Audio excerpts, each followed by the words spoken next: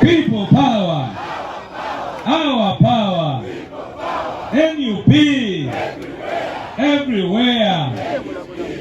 I did not see Young Mulu standing up, but please clap for Young Mulu. Young Mulu, you need our applause. Being with us here as we commemorate this very, very important day. It was not a normal day, 18th, 19th. Even the government itself then accepted that they had murdered Ugandans in cold blood because of what they believe in. So we will remember, this is one of the darkest days in the political history of Uganda. It took 5 years to have 500,000 people dead, but it took just a day to murder in cold blood. Ugandans being murdered by their own army that is supposed to keep themselves. That is what makes this the most unfortunate occurrence in the history of our democracy as Uganda. Not did it happen during independence, not did it happen during Idi Amin, not did it happen during Obote, not did it happen during any other government, but with this government, when the dictator, a former rebel, a current rebel, went to the bush and did the same that he had promised the people to be liberated from. It is unfortunate, but as brothers and sisters at the front line, we must be committed in faith, we must be committed to the goals and to the vision to see that we liberate our nation, Uganda. Ladies and gentlemen, I want to take this opportunity to invite the victims so that we hear firsthand from them. And I will begin with the tortured victims. So she is going to show you, she is willing, confident to show you what Museveni did to her. Just go in front there so that they can see you. This was done to her by General Yoweri Kaguta Museveni and his cronies.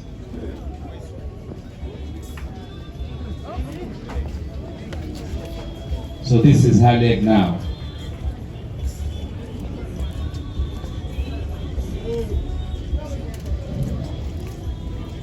So we will listen to Zubeda.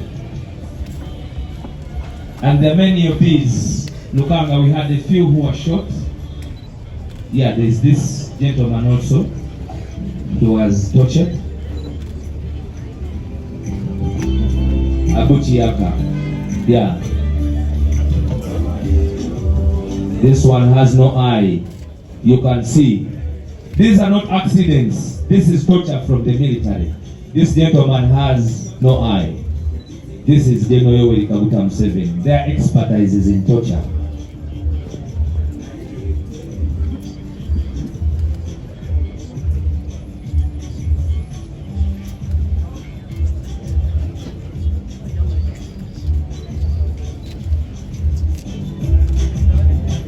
Yeah.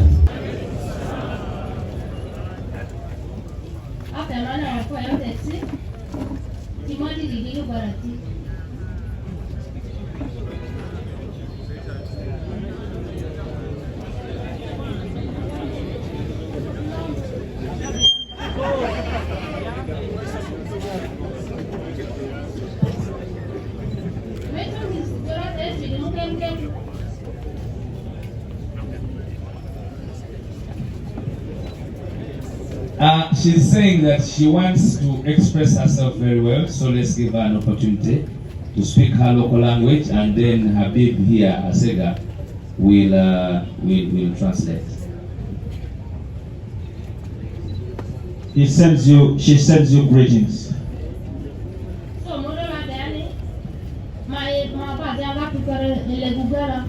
I come from Elegu. My name is Zubeda. I had my both legs. So, 2020 December. I got this injury in December 2020 during presidential campaign on Thursday.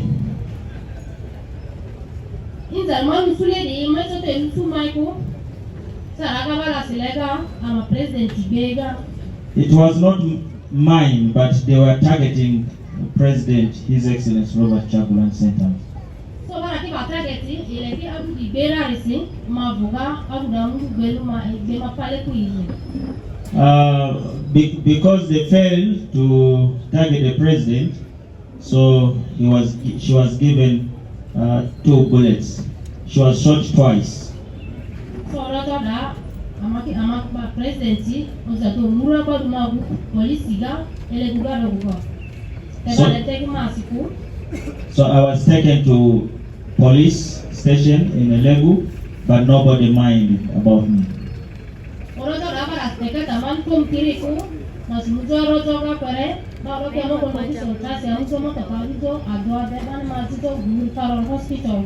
Police did nothing. Instead, it was local community that collected monies, made contribution to take her to the hospital in Nacho, in Gulu. So amoja daktari ga daraba si dead mass lolo wala doctor wala nasi pande ni madani pero roto ba information roto ba ngati ngasi diji muluga bale mtu manu roto kitizo murubaga sentence. Everyone was sharing, handling me, even doctors. Nobody was bothering until when the information came from the CID offices in Gulu. That's when she was treated.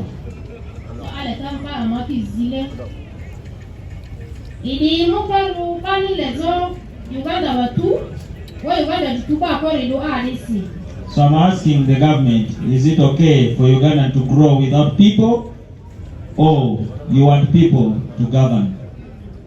Because it's done ya say ba mini tambale kimete pimi ba ke tamba ba mini tambale kiki eni kiki nzarusu daktar ki siki ba la ki sibetiti mi le daktar in block iti police gani order feti ako mi le ba ba drakira ena le tanda ru ba ba po drakra le ki ba nzarusu prikebe adila mu itele ni papunzo.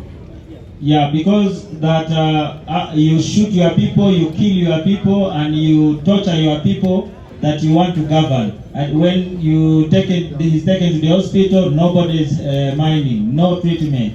Now, what type of governance is this? Does NRM want to rule grasses, want to rule no people?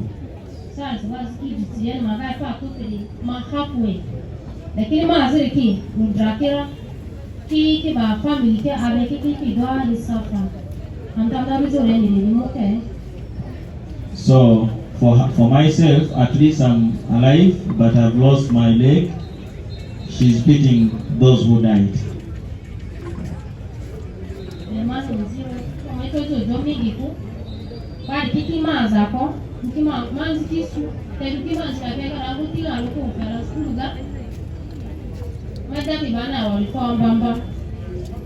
I would like to thank His Excellency Robert Chagulanyi and the entire NUP family for supporting me since I got this problem.